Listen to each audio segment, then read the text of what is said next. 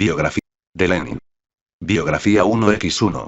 En las últimas décadas del siglo XIX, el abismo existente entre la clase cultivada y el zar Alejandro III de Rusia, defensor del absolutismo bizantino de sus antepasados, se había agravado hasta tal punto que la lucha contra el zarismo había llegado a ser, entre los rusos cultos, un deber y un honor. La oposición política y el movimiento revolucionario crecían bajo el empuje de una inteligencia que hacía acólitos en las escuelas, en las fábricas, los periódicos y las oficinas. El 1 de marzo de 1887, un grupo de jóvenes nihilistas intentó acabar con la vida del zar. Lenin. El atentado fracasó y los terroristas fueron apresados. Entre los condenados a muerte figuraba Alexander Ulyanov, el hermano mayor del futuro Lenin. Al enterarse por la prensa de que el grupo había sido ahorcado en San Petersburgo, el muchacho recibió una impresión indeleble, que con el tiempo se transformaría en la más firme y decidida oposición al zarismo. Pero ya entonces, con la lucidez de un visionario, resumía la situación en esta frase de condena a los métodos del terrorismo individual. Nosotros no iremos por esta vía. No es la buena. En el camino de la revolución, Vladimir Ilich Ulyanov, conocido como Lenin, nació el 22 de abril de 1870, en el seno de una familia típica de la intelectualidad rusa de fines del siglo XIX. Era el cuarto de los 6 hijos habidos por Ilya Ulyanov y María Alexandrovna Blank, quienes se habían establecido el año anterior a su nacimiento en Simbirsk, una ciudad de provincias pobre y atrasada, a orillas del Volga. El padre, un inspector de primera enseñanza, compartía las ideas de los demócratas revolucionarios de 1860 y se había consagrado a la educación popular, participando de la vida de los campesinos rusos confinados en la miseria y la ignorancia. La madre, de ascendencia alemana, amaba la música y seguía de cerca las actividades escolares de sus hijos. Por su carácter apacible y tierno, jamás imponía castigos ni levantaba la voz, despertó en los suyos un amor rayano en la adoración. El ambiente estudioso de la casa, donde no faltaba una buena biblioteca, propiciaba el desarrollo del sentido del deber y la disciplina. Vladimir Ilich Ulyanov seguía el ejemplo de su hermano mayor. Era un muchacho perseverante y tenaz, un alumno asiduo y metódico que obtenía las mejores notas y destacaba en el ajedrez. A los 14 años comenzó a leer libros prohibidos. Rusia vivía entonces bajo la más negra represión y la lectura de los grandes demócratas era considerada un delito. Lenin, derecha, con sus padres y hermanos cuando su hermano Alexander fue ahorcado, al año siguiente de que muriera el padre, la familia debió trasladarse a la fuerza a la aldea de Kokuchkino, cerca de Kazán. En esa época Vladimir abandonó la religión, pues, como diría más adelante, la suerte de su hermano le había marcado el destino a seguir. En Kazán inició sus estudios de Derecho en la Universidad Imperial, uno de los focos de mayor oposición al régimen autocrático. El mismo año de su ingreso, 1887, Vladimir fue detenido por participar en una manifestación de protesta contra el zar. Cuando uno de los policías que lo custodiaban le preguntó por qué se mezclaba en esas revueltas, por qué se daba cabezazos contra un muro, su respuesta fue: sí, es un muro, cierto, pero con un puntapié se vendrá abajo. Expulsado de la universidad, se dedicó por entero a las teorías revolucionarias, comenzó a estudiar las obras de Marx y Engels directamente del alemán, y leyó por primera vez El Capital, lectura decisiva para su adhesión al marxismo ortodoxo. Ya en sus primeros escritos defendió el marxismo frente a las teorías de los Narodniki, los populistas rusos. En mayo de 1889 la familia se trasladó a la provincia de Samara, donde, después de muchas peticiones, Lenin obtuvo la autorización para examinarse en leyes como alumno libre. 3 años después se graduó con las más altas calificaciones y comenzó a ejercer la abogacía entre artesanos y campesinos pobres. Ya en esa época, en el grupo marxista del que formaba parte le decían el viejo por su vasta erudición y su frente socrática, precozmente calva. El rostro de corte algo mongólico, con los pómulos anchos y los ojos de tártaro, entrecerrados e irónicos, el porte robusto y el poderoso cuello le daban el aspecto de un campesino. Abogado sin pleitos, Lenin se inscribió en las listas de instructores de círculos obreros, llamados universidades democráticas.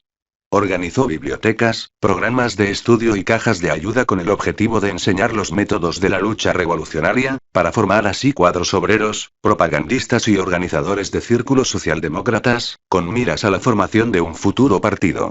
Para ello necesitaba contar con el apoyo de los grupos marxistas emigrados, dirigidos por Georgi Plejanov, y en abril de 1895 viajó al extranjero, decidido a estudiar el movimiento obrero de Occidente. Pasó unas semanas en Suiza, y luego visitó Berlín y París, donde tuvo como interlocutores a Karl Liebknecht y Paul Lafargue. A su regreso fue detenido junto con su futuro rival, Julij Martov, por la Okhrana, la policía secreta del zar. En la cárcel, Lenin rápidamente se puso a trabajar. Se comunicaba con el exterior a través de su hermana Ana y de Nadezhda Krupskaya, una estudiante adherida al círculo marxista, que, para poder visitarlo en la prisión, había declarado ser su novia.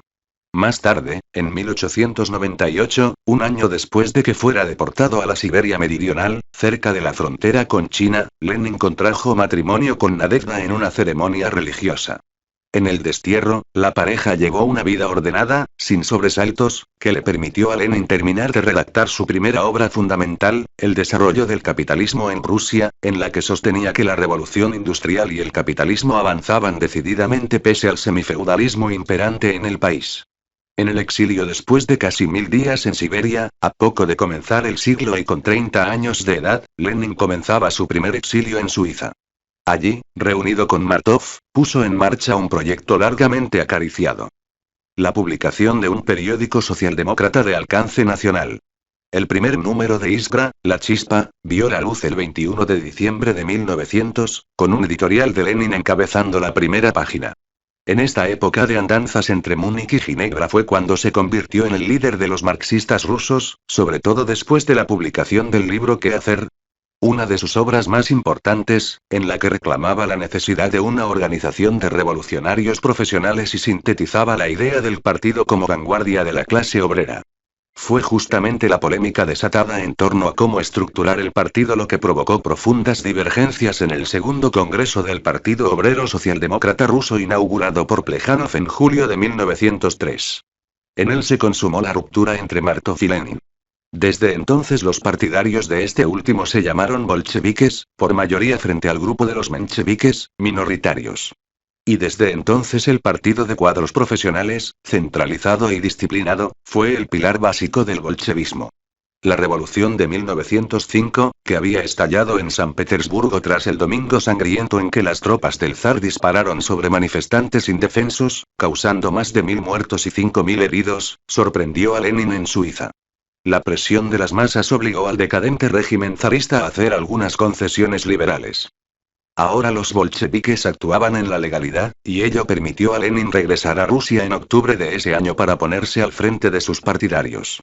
Vladimir Ilich Lenin frente al Kremlin, detalle de un óleo de Isaac Brodsky, pero las esperanzas de que se produjeran nuevos levantamientos no se concretaron y, ante los intentos de la policía por detenerle, Lenin huyó a Finlandia a fines del verano siguiente. El proceso insurreccional había sido un fracaso y el gobierno de los zares volvía a endurecer sus métodos, hasta liquidar totalmente las conquistas logradas por la revolución. Sumida en el pesimismo y las rencillas internas, la fracción bolchevique se resintió con la derrota, hasta tal punto que viejos militantes la abandonaron. Huyendo de la policía, Lenin pasó de Finlandia a Ginebra, donde comenzó su segundo exilio, que habría de prolongarse hasta 1917. En aquella época hicieron su aparición el insomnio y los dolores de cabeza que habrían de perseguirle por el resto de sus días. La vida errante de los exiliados lo llevó a París, donde él y Nadezhda soportaron duras estrecheces económicas que les obligaban a dar clases o a escribir reseñas para ganar algo de dinero, en medio de una serie de dificultades. La dureza de aquellos días en la capital francesa se vio en parte aliviada por la presencia de Inés Armand, una militante parisiense, inteligente y feminista, a la que se dice le unió un profundo amor.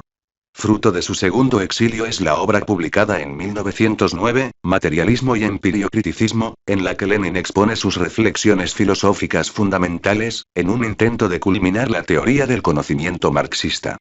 Pasada la etapa de la más dura reacción, que se extendió hasta 1911, comenzaron a llegar noticias alentadoras de San Petersburgo. Una huelga iniciada en los yacimientos del Lena fue bárbaramente reprimida con centenares de muertos, lo que originó un gran descontento y una huelga general. Lenin presentía que se acercaba una ola de efervescencia revolucionaria y abandonó París en junio de 1912 para instalarse más cerca de sus partidarios, en Cracovia. Allí le visitaban los diputados bolcheviques para informarle sobre la situación interna y pedirle instrucciones. En marzo de ese mismo año había aparecido el primer número de Pravda, La Verdad, diario obrero que Lenin dirigía desde el exterior y que pronto gozó de una gran difusión. Así, mientras las grandes potencias ultimaban sus preparativos para la primera conflagración mundial, entre los proletarios rusos crecía la influencia de Lenin. El estallido de la Primera Guerra Mundial supuso un giro decisivo en la historia del socialismo. Lenin había confiado en la socialdemocracia alemana, pero cuando se enteró de que los diputados alemanes, y también franceses, votaban unánimemente a favor de los créditos de guerra para sus respectivos países, de inmediato denunció la traición. Para Lenin, la guerra no era más que una conflagración burguesa, imperialista y dinástica, una lucha por los mercados y una rapiña de los países extranjeros. El socialismo occidental, acaudillado por los revisionistas alemanes, había pasado a una evidente colaboración con la democracia burguesa, y por ende, el movimiento internacional estaba roto. Era necesario preparar una conferencia de los socialistas que se oponían al conflicto bélico, para impugnar definitivamente al sector revisionista. El encuentro se celebró en Zimmerwald, en septiembre de 1915, y en él Lenin intentó sin éxito convencer a los representantes de que adoptaran su consigna. Transformar la guerra imperialista en guerra civil. Fue en este período de defección de los líderes políticos y de desconcierto para los obreros socialistas cuando el revolucionario ruso, que hasta entonces era poco conocido fuera de los círculos marxistas de su país, se convirtió en una primera figura internacional. En sus manos, la doctrina marxista recuperó su sentido transformador y su fuerza revolucionaria, como se ve en la obra escrita durante el período bélico, El imperialismo, fase superior del capitalismo, donde usa las herramientas del análisis económico marxista para probar que la revolución, a diferencia de lo que postulaban Marx y Engels, también es posible en países atrasados como Rusia. La revolución de octubre, el cansancio y el derrotismo general en las naciones beligerantes a comienzos de 1917 desembocó en el imperio de los zares en un amplio movimiento revolucionario que, al grito de "Viva la libertad y el pueblo", ganó las principales ciudades. Los trabajadores de Petrogrado se organizaron en soviets, o consejos de obreros, y la guarnición de la ciudad, encabezada por los mismos regimientos de la Guardia Imperial, se sumó en masa al movimiento. Sin que nadie se atreviera a defenderlo, en la semana del 8 al 15 de marzo el régimen zarista sucumbía para ser reemplazado por un gobierno provisional formado por partidos pertenecientes a la burguesía y apoyado por el Soviet de Petrogrado. A través de Pravda, Lenin publicaba sus cartas desde el exilio, con instrucciones para avanzar en la revolución, aniquilando de raíz la vieja maquinaria del Estado. Ejército, policía y burocracia debían ser sustituidos por una organización emanada del conjunto del pueblo armado que comprenda sin excepción todos sus miembros. Un mes después de la abdicación del zar Nicolás II, en abril de 1917, Lenin llegaba a la estación Finlandia de Petrogrado, tras atravesar Alemania en un vagón blindado proporcionado por el Estado Mayor alemán. A pesar de las disputas políticas que originó su negociación con el gobierno del Kaiser, Lenin fue recibido en la capital rusa por una multitud entusiasta que le dio la bienvenida como a un héroe. Pero el jefe de los bolcheviques no se comprometió con el gobierno provisional y, por el contrario, terminó su discurso de la estación con un desafiante "Viva la Revolución Socialista Internacional". Muchos de sus camaradas habían aceptado la autoridad de dicho gobierno, al que Lenin calificaba de imperialista y burgués, acercándose así a las corrientes izquierdistas de la clase obrera, cada vez más radicalizadas, y con el apoyo de un importante aliado, Trotsky. A pesar de que los bolcheviques aún constituían una minoría dentro de los soviets, Lenin lanzó entonces la consigna. Todo el poder para los soviets, pese al evidente desinterés de los mencheviques y los socialistas revolucionarios por tomar tal poder. Lenin, en una imagen tomada en 1918 para hacer frente a la presunta amenaza de un golpe de Estado por parte de los seguidores de Lenin, en el mes de julio la presidencia del gobierno provisional pasó a manos de un hombre fuerte, Alexander Kerensky, en sustitución del príncipe Georgi Lvov. Al cabo de unos días, Kerensky ordenó que le detuvieran y Lenin se vio obligado a huir a Finlandia. Cruzó la frontera como fogonero de una locomotora, sin barba y con peluca, y se estableció en el Helsingfors. Fue esta su última etapa de clandestinidad, que habría de durar 3 meses. En ellos escribió la obra que con el tiempo sería calificada de utopía leninista, El Estado y la Revolución, por su concepción del Estado como aparato de dominación burguesa, destinado a desaparecer tras la etapa transitoria de la dictadura del proletariado y el advenimiento del comunismo. A medida que la situación interna se agravaba, Lenin, desde el exterior, urgía al partido a preparar la sublevación armada. El gobierno se tambalea, hay que asestarle el golpe de gracia cueste lo que cueste. Ya los bolcheviques controlaban el Soviet de Moscú, y el de Petrogrado estaba bajo la presidencia de Trotsky cuando, el 2 de octubre, Lenin volvió a entrar clandestinamente en la capital rusa. 4 días más tarde se presentaba disfrazado en el cuartel general del partido para dirigir el alzamiento. El día 7 de octubre estallaba la insurrección y las masas asaltaban el Palacio de Invierno. Según escribe Trotsky, Lenin se dio cuenta entonces de que la revolución había vencido, y sonriendo le dijo: el paso de la clandestinidad, con su eterno vagabundeo, al poder es demasiado brusco, te marea. Y ese fue su único comentario personal antes de volver a las tareas cotidianas. Al día siguiente era nombrado jefe de gobierno y lanzaba su famosa proclama a los ciudadanos de Rusia, a los obreros, soldados y campesinos, ratificando los grandes objetivos fijados por la revolución. Construir el socialismo en el marco de la revolución mundial y superar el atraso de Rusia. La revolución había llegado al poder, pero ahora había que salvarla, y la tarea más urgente para ello, según Lenin, era firmar la paz inmediata. El Tratado de Brest-Litovsk, signado por Trotsky el 3 de marzo de 1918, concertó la paz unilateral de Rusia con Alemania, Austria-Hungría, Bulgaria y Turquía. El tratado ahondó aún más las divergencias con los socialistas revolucionarios, que en agosto atentaron contra la vida de Lenin, y contribuyó a intensificar la decisión de las fuerzas contrarrevolucionarias para derribar al nuevo gobierno con el apoyo de los países aliados, especialmente Francia y Estados Unidos. Lenin y Stalin, Gorky, 1922, durante 2 años, entre 1918 y 1920, la guerra civil condujo al gobierno soviético al borde del desastre. Por último, el ejército de los contrarrevolucionarios, los blancos, conducido por antiguos generales zaristas, fue derrotado por el ejército rojo, formado por campesinos y obreros y dirigido por Trotsky. Pero el país quedó devastado, la economía maltrecha y el hambre se enseñoreó de grandes regiones. El reto más grande de la revolución pasó a ser entonces la reconstrucción económica de Rusia, tarea que Lenin se propuso encarar a través de la NEP, nueva política económica, que detuvo las expropiaciones campesinas y supuso una apertura hacia una economía de mercado bajo control. Pese a las dificultades de la guerra civil, Lenin concretó en 1919 su viejo sueño de fundar una nueva internacional. En su opinión, el destino de Rusia dependía de la revolución mundial, y en especial del futuro del movimiento llevado adelante en Alemania por los espartaquistas. El 2 de marzo de 1919, en Moscú, inauguró el primer congreso de la Tercero Internacional, invocando a los líderes del comunismo alemán asesinados. Karl Liebknecht y Rosa Luxemburg. La Comintern elevó el comunismo ruso a la categoría de modelo a imitar por todos los países comunistas del mundo y, al defender los movimientos de liberación nacional de los pueblos coloniales y semicoloniales de Asia, logró ampliar enormemente el número de aliados de la Revolución Soviética. A finales de 1921, la salud de Lenin se vio gravemente afectada. Sufría de insomnios progresivamente acusados y sus dolores de cabeza eran cada vez más frecuentes. En marzo del año siguiente asistió por última vez a un congreso del partido, en el que fue elegido Stalin secretario general de la organización. Al mes siguiente se le intervenía quirúrgicamente para extraerle las balas que continuaban alojadas en su cuerpo desde el atentado sufrido en 1918.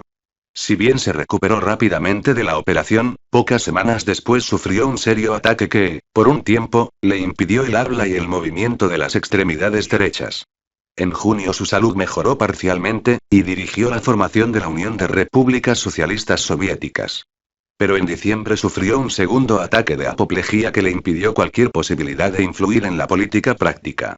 Aún así, tuvo fuerzas suficientes para dictar varias cartas, entre ellas su llamado testamento, en el que expresa sus fuertes temores ante la lucha por el poder entablada entre Trotsky y Stalin en el seno del partido. El 21 de enero de 1924 una hemorragia cerebral acabó con su vida. El hombre que detestaba el culto a la personalidad y abominaba de la religión fue embalsamado y depositado en un rico mausoleo de la Plaza Roja. 1870 nace en Simbirsk. 1887 estudia Derecho en Kazán. Es condenado por participar en una asamblea antizarista y es expulsado de la universidad. 1889 se presenta a los exámenes de Derecho como alumno no oficial en la Universidad de San Petersburgo. 1895 funda la Unión para la Lucha por la Liberación de la Clase Obrera. 1897 destierro a Siberia. 1899 redacta su primera obra El desarrollo del capitalismo en Rusia. 1900 comienza el primer exilio en Suiza. 1903 encabeza la fracción bolchevique del Partido Socialdemócrata de Rusia. 1909 publica su obra filosófica Materialismo y Empirocriticismo. 1917 triunfo de la Revolución de Octubre. 1918 atentado contra su vida. 1919 Congreso Fundacional de la Tercero Internacional. 1922 proclama la Unión de Repúblicas Socialistas Soviéticas. 1924 muere en Gorki. Durante los primeros años del siglo XX, Rusia vivió una serie de dificultades económicas que empujaron al Estado a una lucha por el control del Pacífico, posible solución para colocar los productos y pagar créditos que habían sido solicitados a franceses y belgas, por ejemplo, para el fomento de la industrialización.